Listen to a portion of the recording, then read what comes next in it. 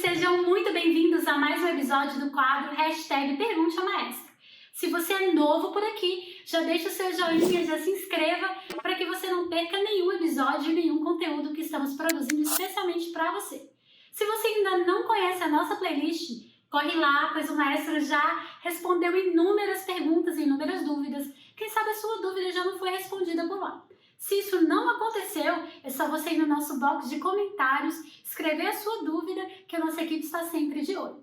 Então vamos para as nossas perguntas do episódio? Vem comigo, Pergunte ao Maestro. Maestro, o que é um maestro ruim ou mal qualificado? Olha, eu não sei o que seria um maestro ruim, mas normalmente as piadas de maestro são: quem é o melhor maestro do mundo? Eu sou o melhor maestro do mundo, eu sou o melhor maestro do mundo. Aí sempre se fala, né, que eu liguei para Deus e Deus me falou que eu sou o melhor maestro do mundo. E aí sempre se fala, né, que os maestros têm um ego muito grande. Então eu considero que um maestro ruim é aquele que prega uma coisa que ele não tem, talvez. Um conhecimento que ele não tenha, não tem uma formação sólida. É muito difícil você ser músico e um maestro músico quando algumas pessoas, alguns músicos, consideram um maestro como o cara que não conseguiu tocar, o cara que não conseguiu cantar, e aí ele virou maestro. Existe essa piada no meio, tá? Então, a palavra maestro vem de o cara que sabe tudo, certo? Um mestre, vamos dizer assim. Então, tudo ninguém sabe. Mas, se você se predispõe a dirigir alguma coisa como maestro, você tem que ter um embasamento teórico. E esse embasamento teórico para o maestro é muito puxado. O estudo do maestro na faculdade, eu considero a faculdade de regência uma faculdade, vamos dizer assim, average, sabe? A gente não pode simplesmente estudar as matérias da faculdade para ser maestro. Você tem que estudar muito mais profundamente análise, muito mais profundamente orquestração, instrumentação, fisiologia da voz, se você quer trabalhar com voz. Sabe, você tem que estudar muito a percepção.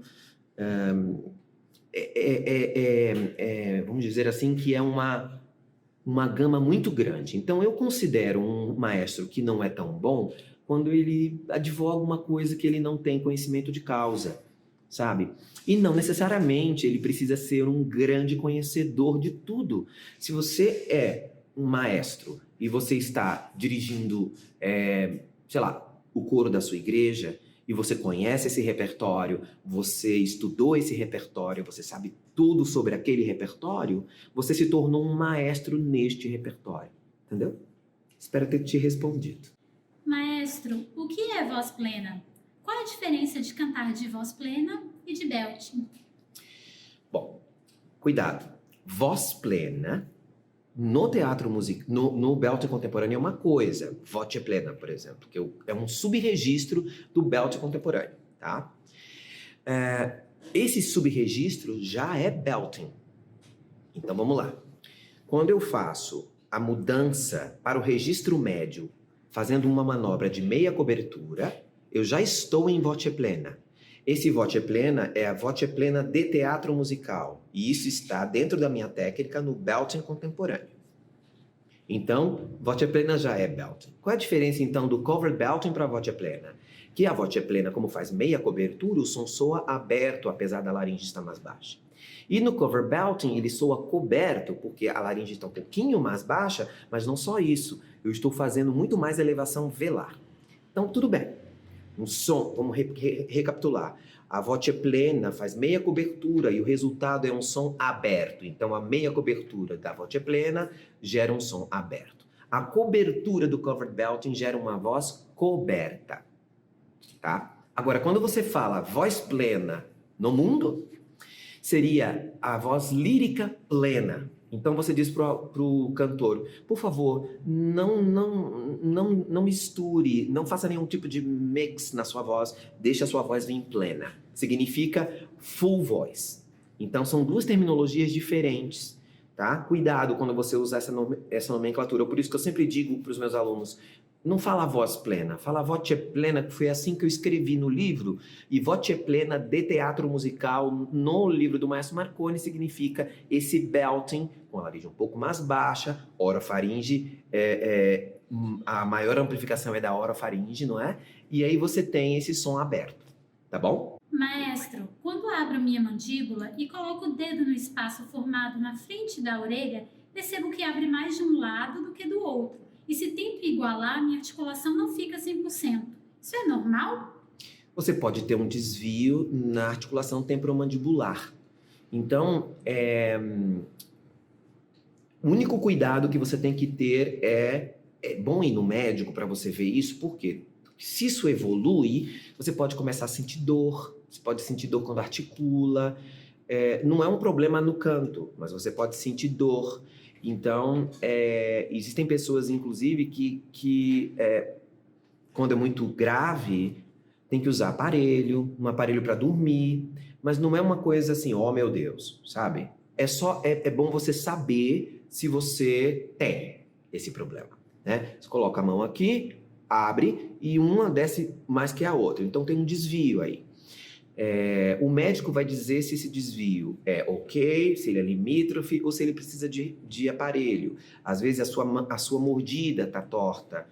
Isso aconteceu com uma aluna minha que ela não tinha isso. E do nada ela começou a chegar na aula falando Jaqueline. Eu falei, Jaqueline por quê? Porque a mandíbula dela foi entortando simplesmente foi. E aí, eu que percebi isso, e eu que mandei ela para o médico, e graças a Deus, porque logo no mês seguinte ela começou a sentir muita dor, mas eu já tinha mandado fazer o aparelho. Ela sentia muita dor, muita mesmo. Mas graças a Deus ela tá ótima. E aí, ela fez o tratamento com um aparelho, tá tudo certo.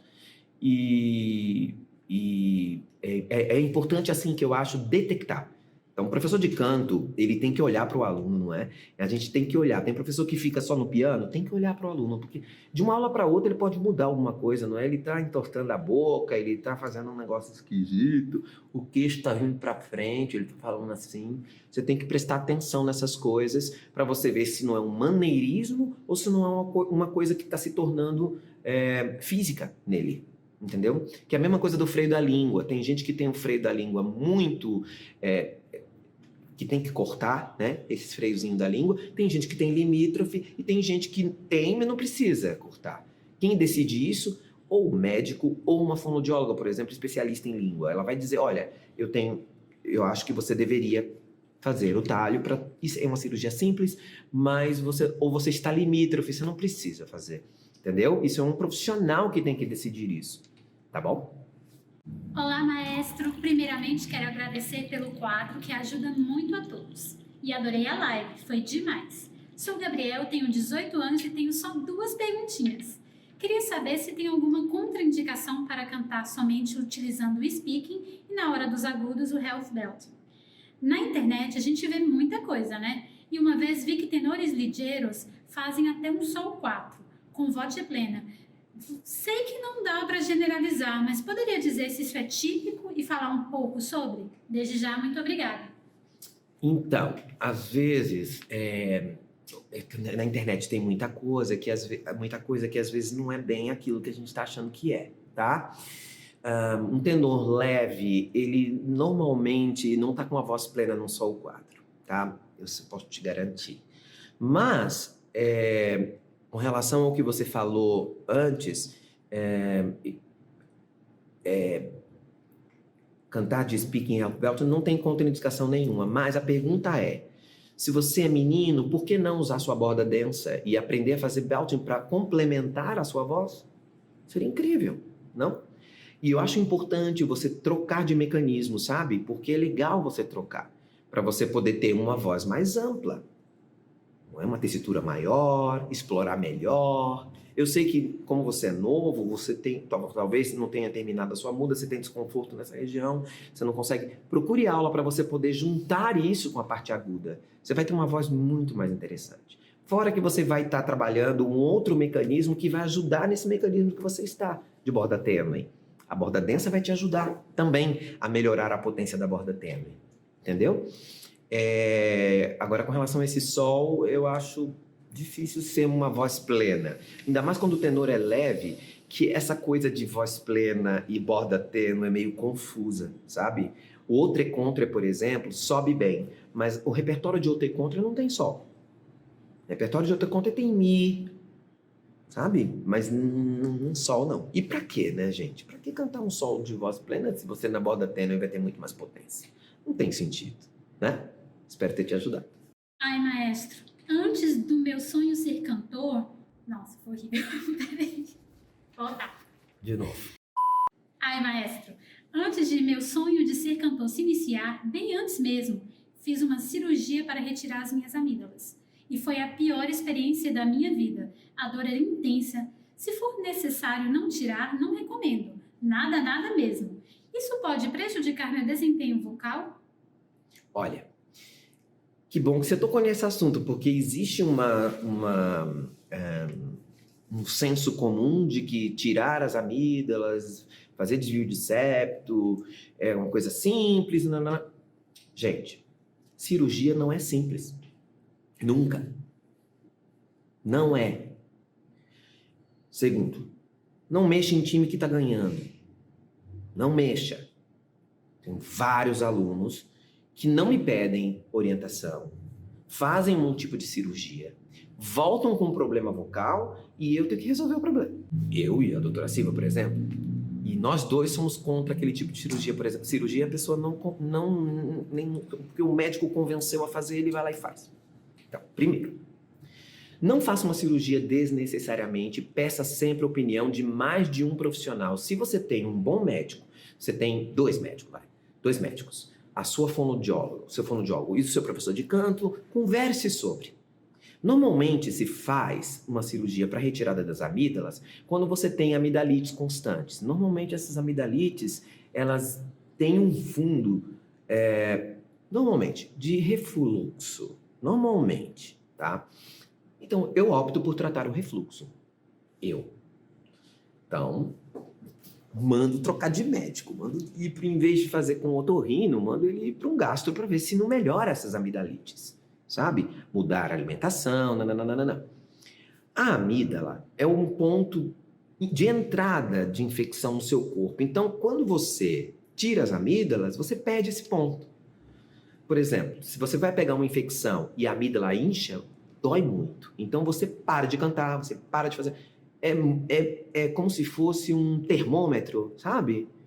Quando você tira a amígdala, isso some. Então, às vezes, você tem direto uma laringite. Porque você teve uma infecção e foi direto para sua laringe e você não sentiu isso. Você cantou em cima disso, você... Sabe, uma coisa que era uma rinite, depois virou uma amidalite. Não tem amidalite, não tem amígdala, entendeu? Estou dando um exemplo. Estou bem generalizando aqui. Mas você já tirou a sua. Então, não tem problema nenhum. Isso não vai interferir no seu progresso vocal. Todos nós temos desvio de septo. Eu tenho também. Mas nem sempre ele é operável. Às vezes o médico quer operar, mas nem sempre é. Então, procure um outro profissional, uma fonoaudióloga, para ver se é necessário. Porque às vezes vai mudar a sua própria percepção. A própria percepção da cavidade nasal, quando a pessoa estava com aquele pequeno desvio de septo, quando fez a cirurgia, a pessoa pede, ela fica com a voz hiponasal. Para a gente colocar isso no lugar de novo, muda até o fechamento da prega vocal. Você vai falar, imagina, o septo não vai mudar nada. Muda sim. Muda. Então, cirurgias plásticas, tudo isso um cantor tem que ter cuidado com essas coisas. Né? Uma intubação uma cirurgia plástica, se você teve uma parada respiratória, vai intubar, pá! Não quer saber, vai salvar a sua vida. Pode fazer um grande estrago na sua prega vocal, sabe? Então, eu não gosto muito de cirurgias. Mas você que já tirou a sua, não tem problema, isso não vai interferir. E existe também uma lenda de que tirando as amígdalas tem mais espaço. Gente, desculpa, eu não quero falar mal das outras pessoas de jeito nenhum. Não é minha intenção. Mas eu tenho bastante espaço e as minhas amígdalas estão aqui. E eu não vou mexer nelas. E eu quase nunca tenho amidalite. Eu não me lembro da última vez que eu tive uma amidalite. E eu tenho refluxo.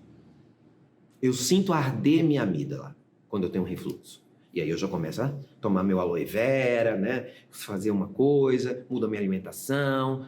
aí melhora. Eu não chego a ter uma amidalite, mas eu conheço o meu corpo. É importante você conhecer o seu.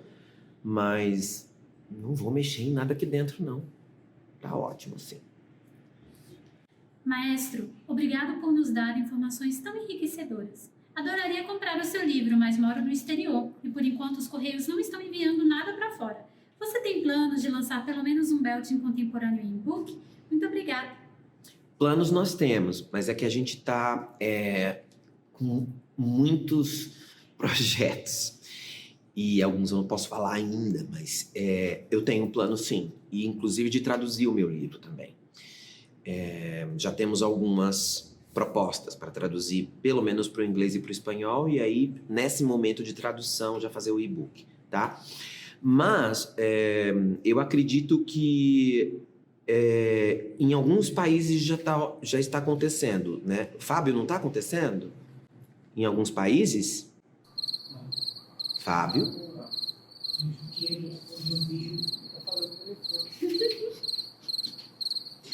Então tá. Eu acho que sim.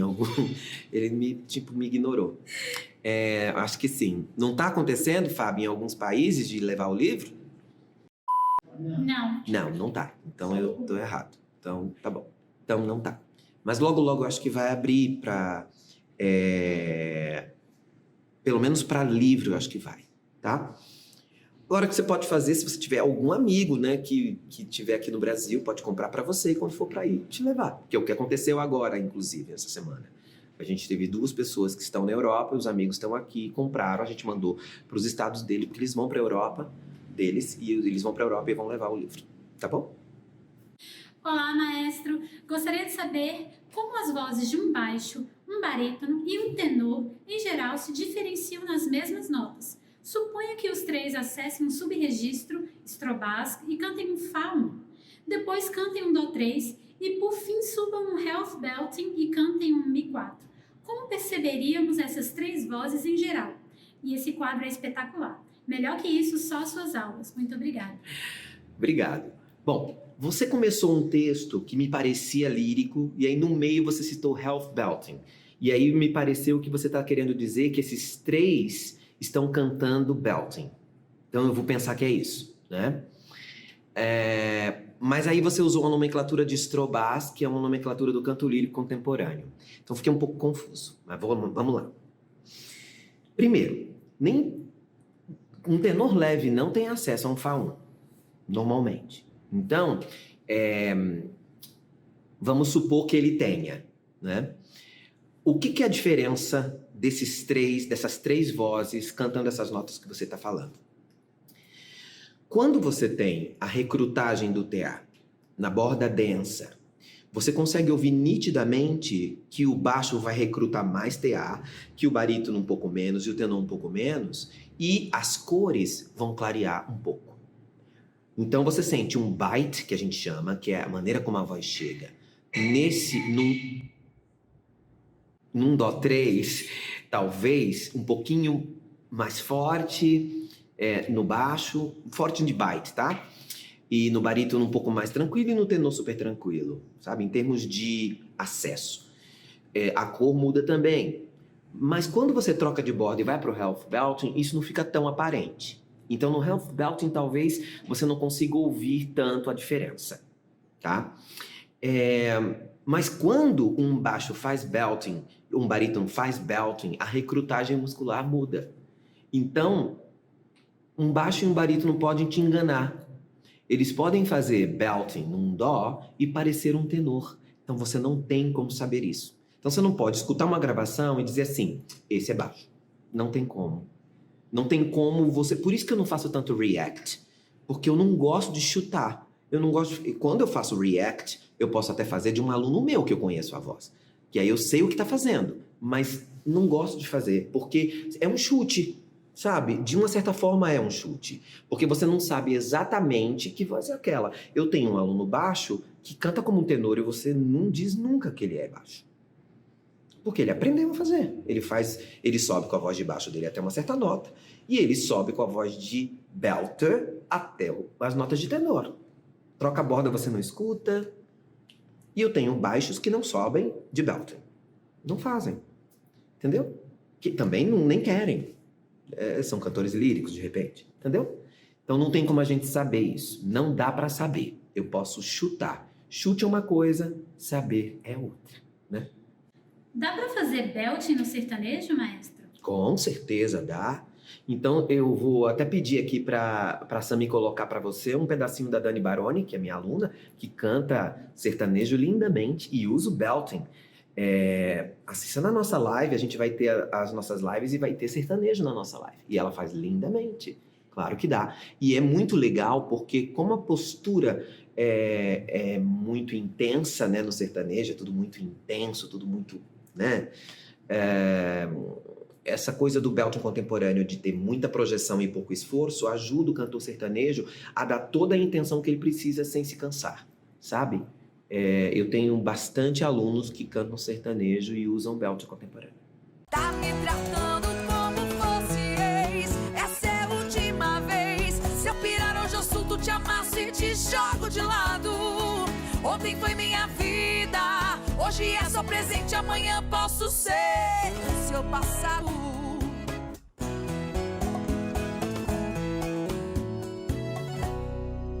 O seu passado.